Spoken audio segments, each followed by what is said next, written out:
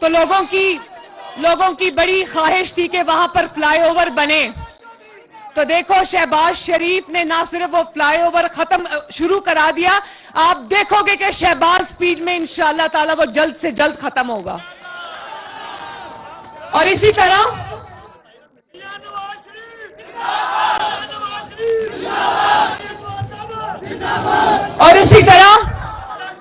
اسلام آباد میٹرو کی طرف آ جاؤ.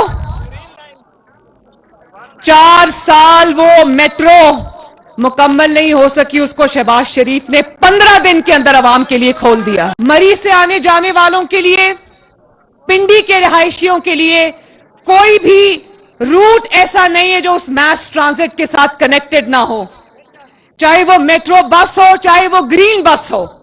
عوام کی سہولت کے لیے یہ شہباز سپیڈ سے مکمل ہوا ہے. اور شریف صاحب نے 2016 میں جو اسلام آباد کے سرکاری اسکولوں کو ریفارم کرنے کا بیڑا اٹھایا، آج بھی میرا خیال ہے کہ اسلام آباد کی تاریخ میں کسی نے کبھی اتنے زبردست اسکول جو ہیں وہ نہیں دیکھے ہوگے. ان کی عمارتوں کو ٹھیک کرایا، ان کو سہولیات دی، ان کو آئی ٹی لیبز دی.